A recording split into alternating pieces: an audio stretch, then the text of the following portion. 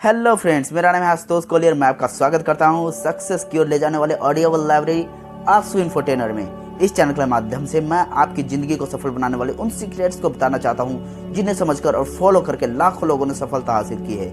मेरा यकीन मानिए मेरे दोस्त, मैं ये गारंटी लेके कहता हूँ कि यदि आप इस चैनल की बुक समरीज को अगर ध्यान से सुनते हो और अपनी लाइफ में उतारते हो तो अपनी लाइफ में इंप्रूवमेंट और सक्सेस जरूर से जरूर मिलेगी मेरे दोस्त।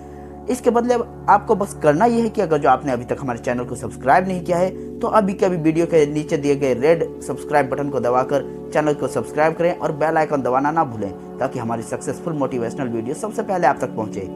और अपने दोस्तों और रिश्तेदारों को भी ये वीडियो और चैनल रिकमेंड कीजिए ताकि स्पेशली उन्हें जिन्हें लाइफ में बहुत स्ट्रेस है, अपना गोल नहीं मिल पा रहा है, अपनी हेल्थ को लेकर परेशान हैं, उन्हें आप ये गिफ्ट फ्री में दे सकते हैं। हमें पूरा यकीन है कि इससे उन्हें फ़ायदा होगा क्योंकि किताबें लाइफ की हर फील्ड में जैसे हेल्थ, रिलेशनशिप्स, बिजनेस आदि सभी में काम आती हैं। दोस्तों, हमारी वीडियो कभी कभार ज़्यादा लंबी हो सकती है क्योंकि हम बुक्स की क्वालिटी के साथ कंप्रोमाइज़ नहीं करना चाहते। तो आप भी अपना प्यार एंड तक बनाए रखना, आपको बेनिफिट जरूर मिलेगा और बहुत कुछ सीखने को मिलेगा। तो आइए शुरू करते हैं। तो चलिए शुरू करते हैं आज की बुक समरी जिसका नाम है द एट्थ हैबिट, जिसे लिखा है स्टीफन कॉवी ने। एट्थ हैबिट का मतलब है इनर वॉइस को पहचानना और दूसरों की इनर वॉइस को फाइंड करने में सहायता करना। अर्थात आप लाइफ में क्या करना चाहते हो, इस धरती में किस मकसद से आए हो। आइए इस किताब की पॉइंट वाइज समरी पढ़ते हैं। इसकी 5 पॉइंट है। First point, eighth habit is finding inner voice. Find your inner voice and others also. आपकी इनर वॉइस आपसे विस्पर में बात करती है। बहुत बार हम उसे सुन नहीं पाते। जैसे मान लीजिए किसी बच्चे में बहुत बड़ा समाज सेवक बनने के गुण हो, लेकिन हो सकता है कि समाज की बातों के चलते वह सिर्फ डॉक्टर आदि बनने में लगा हो। इससे बाद में वह खुश नहीं रह पाएगा क्योंकि उस काम में उसका पैशन नहीं होगा। देर सवेर अगर वह अपनी इनर वॉइस को पहचान ले और समाज सेवक बन जाए तो उसे सच्ची खुशी प्राप्त होगी। अपनी इनर वॉइस को पहचान लेने के बाद हमें दूसरों को भी मोटिवेट करना होगा कि वे भी अपनी इनर वॉइस को पहचानें, क्योंकि बहुत लोग जो अच्छे राइटर, डायरेक्टर, एक्टर्स आदि बन सकते थे, वो कॉर्पोरेट ऑफिस में बड़े बड़े पैकेज के भ्रमजाल में बेवजह ही फंसकर रैट रेस में फंसे हुए हैं। उनका टैलेंट वेस्ट जा रहा है, न वह देश के काम आ रहा है न समाज के। उनके स्थान पर कुछ छुट भैया लोग अपने आप को टैलेंट की पोस्ट पर विराजमान किए हुए हैं, भाग्यवश और ज्ञान झाड़ते रहते हैं। इसलिए लेखक कहते हैं कि पहले खुद की इनर वॉइस को खोजें, फिर दूसरों की भी हेल्प करें और यह आपकी एट्थ हैबिट बन जाएगी। आइए बात करते हैं second point, how to find your inner voice. अपनी इनर वॉइस को पहचानने के लिए आपको अपने टैलेंट, पैशन और वैल्यूज की खोज करनी होगी और उनमें धार लगनी होगी, यानी उन्हें बहुत स्ट्रॉन्ग करना होगा। साथ ही वीकनेस ढूंढकर उन्हें दूर करना होगा। पहली बात, मान लीजिए आपके अंदर राइटिंग का टैलेंट, पैशन है, लेकिन बिना उस टैलेंट को होन किए आप एकदम से राइटर नहीं बन पाएंगे। आपको लगातार प्रैक्टिस करना पड़ेगा। लगातार अपनी राइटिंग पर काम करके आप उसे बहुत ही स्ट्रॉन्ग बना सकते हैं। फिर अपनी राइटिंग से आप कुछ भी लिख सकते हो, जैसे कोई नोवेल, सेल्फ हेल्प बुक, कहानी, ब्लॉग आदि। और अगर आप अच्छा लिखेंगे तो दूसरों को भी प्रभावित कर सकते हो। इससे दूसरे लोग आपको पसंद करने लगेंगे और आपका बहुत बड़ा फैन बेस बन जाएगा। हो सकता है आप किसी जॉब में फंस गए हो, लेकिन आपकी इनर वॉइस कहती है आपको राइटर बनना चाहिए, तो ऐसे में आपको जॉब नहीं छोड़नी है, बल्कि आप जॉब के साथ साथ ही राइटिंग की प्रैक्टिस कर सकते हो। और एक दिन जब आपको लगे कि आप राइटिंग के दम पर जीविका अर्जित कर सकते हो, तभी जॉब छोड़ें। दूसरी बात, पैशन, टैलेंट के साथ साथ आपको अपनी वैल्यूज भी ढूंढनी होगी। जैसे क्या आप ईमानदार, सच्चे, हेल्पफुल, निष्कपट आदि हैं। यदि आप ईमानदार आदि नहीं हैं तो कोई भी आपको पसंद नहीं करेगा और आप किसी को भी लीड नहीं कर सकते, फिर चाहे आप में कितना भी बड़ा टैलेंट क्यों ना हो। इसलिए वैल्यूज होना बहुत जरूरी है। तीसरी बात, इन सब के साथ साथ आपको अपनी वीकनेस भी खोजनी होगी। जैसे अगर आप अच्छे वक्ता नहीं हैं, लेकिन आप पॉलिटिक्स में जाना चाहते हैं, तो आपको उस वीकनेस को हटाना होगा। आप सबसे पहले बंद कमरे में शीशे के आगे बोलना शुरू कर सकते हैं। आप डेली 10 मिनट्स किसी भी टॉपिक पर बोलना शुरू करें। शुरू में हो सकता है आपको यह मुश्किल लगे, पर धीरे धीरे आपकी आदत बन जाएगी। इसके बाद आप अपने एक दो दोस्त के सामने बोलना शुरू करें। उसके बाद आप एक भीड़ को भी संबोधित कर सकते हैं। तो इस तरह से आप अपनी किसी भी वीकनेस को धीरे धीरे करके हटा सकते हैं और उसे स्ट्रेंथ में कन्वर्ट कर सकते हैं। तो दोस्तों, आप अपना पैशन, टैलेंट, वैल्यूज और वीकनेस ढूंढकर अपनी इनर वॉइस का पता लगा सकते हो। मतलब कि लाइफ में आप किस चीज के लिए बने हो और किस चीज में एक्सपर्ट बनकर समाज को दिशा दे सकते हो। यह 8th हैबिट का पहला भाग है। 4th point, help others finding their inner voice. 8th habit का दूसरा भाग है दूसरे लोगों को भी उनके अंदर की इनर वॉइस को पहचानने में हेल्प करना। बहुत से लोग काम तो करना चाहते हैं, लेकिन उन्हें अपनी पोटेंशियल का ही नहीं पता होता। बहुत से लोग समाज के लिए अपना योगदान दे सकते हैं, लेकिन फिर भी नहीं देते, क्योंकि उन्हें खुद की एबिलिटी पर संदेह होता है। तो आप उनको मोटिवेट करके उनके टैलेंट को निखारने में हेल्प कर सकते हैं। एग्जाम्पल के लिए मान लीजिए आप एक ऐसे कस्बे में रहते हो जहां बहुत ही कचरा फैला रहता हो और सब लोग बस कचरा फैलाते जाते हो। ऐसे में आपको उन लोगों से बात करनी होगी, उन्हें सफाई के लिए कन्वीनियंस करना होगा, उन्हें मोटिवेट करना होगा, उनकी इनर वॉइस को जगाना होगा। यही आपकी 8th हैबिट होनी चाहिए। आप उन्हें बोल सकते हैं कि क्या हम इस कस्बे को पूरे स्टेट का नंबर 1 कस्बा बना सकते हैं। इसके अलावा आप उन्हें बता सकते हो कि कचरे से बहुत सारी बीमारियां फैल सकती हैं और हम अपने बच्चों को क्या लीगेसी देकर जा रहे हैं। क्या हम दुनिया का सबसे गंदा कस्बा कहलाना चाहेंगे? इससे सब लोग मोटिवेट हो जाएंगे, क्योंकि आप उनको एक दिशा दे रहे हो। तो इस तरह से आप दूसरों के अंदर भी इनर वॉइस जगा सकते हो, यानी उन्हें प्रेरणा से भर सकते हो। यह कहने के बाद आपको एक्शन भी लेना होगा। आप खुद कूड़ा उठाना शुरू कीजिए। इसका मतलब यह नहीं कि आप अपने हाथों से ही कूड़ा उठाना शुरू कर दें। हो सकता है आप सफाई कर्मचारी को हायर करें, उन्हें जरूरी सामान उपलब्ध कराएं, साथ ही सेफ्टी के लिए ग्लव्स, प्रोटेक्टिव गियर्स आदि से दे सकते हैं। जब लोग आपको ऐसा करते हुए देखेंगे तो सच में ही आपकी सपोर्ट में आएंगे। इससे आपकी ट्राइब या भाईचारा बढ़ता जाएगा।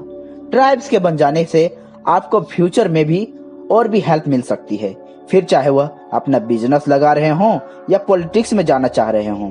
ट्राइब्स बनने से आपको जरूर सफलता मिलती है। इसके तो दोस्तों, आइए बात करते हैं 5th point, develop 4 types of intelligences. इसके बाद लेखक स्टीफन कोवे कहते हैं कि आप अपने अंदर 4 तरह की इंटेलिजेंस बढ़ाने की कोशिश कीजिए।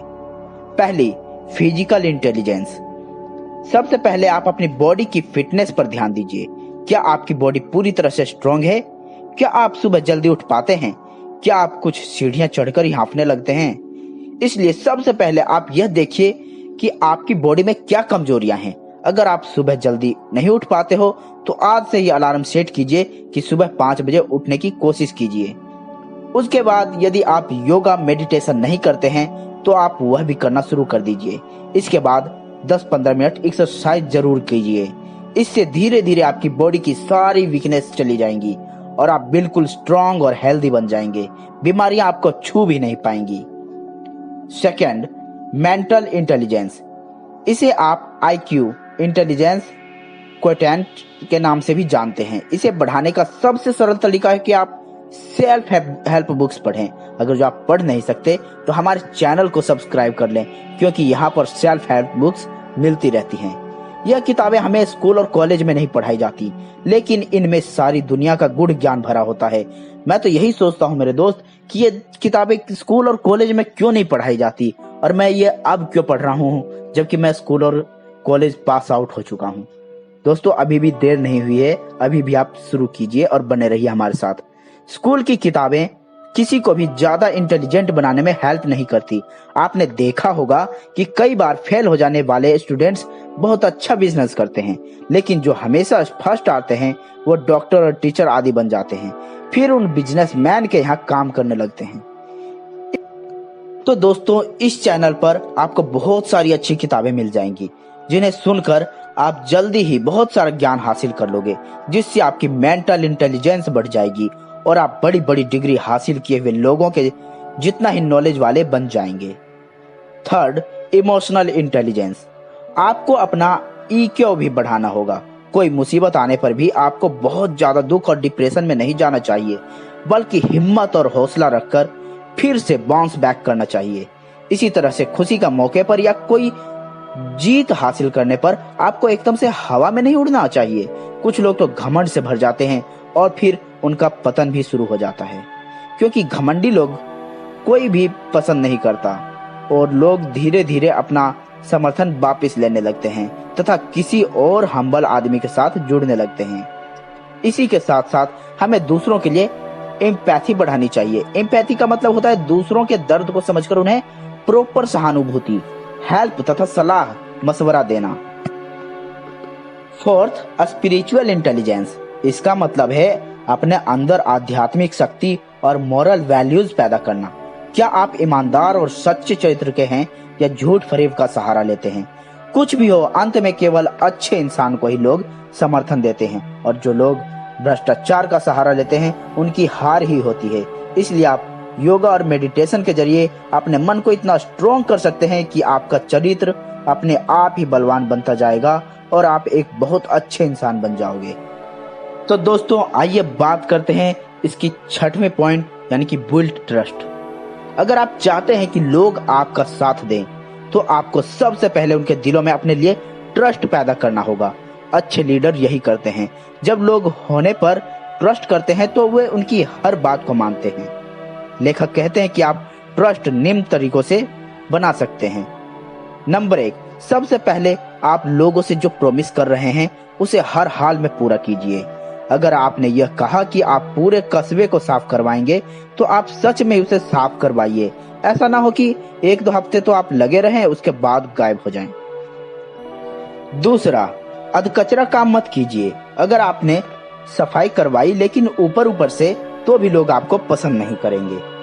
आपको कोशिश तो यही करनी चाहिए कि आप औरों के मुकाबले बहुत ही ज्यादा इफेक्टिवनेस दिखाएं और जितना आपसे एक्सपेक्ट किया गया हो उससे ज्यादा करके दिखाएं। इससे लोग आप पर बहुत ही ज्यादा ट्रस्ट करने लगेंगे। तीसरा, कभी गलती हो जाने पर सॉरी जरूर बोलें और भूल को सुधारें। कुछ लोग इसे ईगो का प्रश्न बना लेते हैं। वे सोचते हैं कि ये तो बहुत बड़े लीडर हैं, इसलिए सॉरी क्यों बोलें। लेकिन गलती के बाद सॉरी न बोलने से दूसरों के मन में आपके प्रति ट्रस्ट खत्म हो जाता है। फिर वे आपको पसंद नहीं करते और धीरे धीरे आपका फैन बेस खत्म होने लगता है। इसलिए गलती होने पर सॉरी बोलना एक अच्छे लीडर की महानता को दिखाता है। यह कमजोरी नहीं बल्कि ताकत है। हमेशा दूसरों की हेल्प करने के लिए तैयार रहें। जब भी आपके आसपास किसी व्यक्ति को संकट हो तो आप उससे जरूर पूछें कि आप उसकी क्या सहायता कर सकते हैं। फिर उसे सहानुभूति देकर उसकी उचित हेल्प करें। इससे बाकी के लोगों को भी आपके अच्छे नेचर की बातें पहुंच जाएंगी और लोग आपको बहुत हेल्पफुल मानने लगेंगे तथा हमेशा आपको समर्थन देंगे। तो दोस्तों, आप इस किताब को ऑनलाइन भी ऑर्डर कर सकते हैं नीचे दिए गए लिंक से। तो दोस्त, किताब की summary, the 8th habit summary. संक्षेप में 8 का मतलब यही है कि आपने अंदर छिपी हुई वैल्यूज को बढ़ाएं तथा अपनी वीकनेस को हटाएं। ऐसा करने के बाद आप दूसरों को भी उनकी स्ट्रेंथ को पहचानने में हेल्प करें और उनकी वीकनेस को हटाने में हेल्प करें। इससे आप जिस भी इकोसिस्टम में काम कर रहे हों वहां सफलता जरूर मिलेगी। तो दोस्तों, आप यहाँ तक पहुंचे हैं मतलब आप बहुत कुछ सीखना चाहते हैं। दोस्तों, ये चैनल हमने आप लोगों के लिए ही बनाया है ताकि यहाँ अमीर से अमीर लोग और गरीब से गरीब लोग सभी फ्री में वेस्ट आइडियाज सुने और अपनी ग्रोथ के साथ साथ देश को भी ग्रो करें। तो दोस्तों, अगर जो अभी तक भी हमारा चैनल आपने सब्सक्राइब नहीं किया है तो अभी के अभी चैनल को सब्सक्राइब कर दें। जल्दी मिलते हैं एक फिर से नई और मोटिवेशनल बुक समरी के साथ। तब तक के लिए जय हिंद, जय भारत।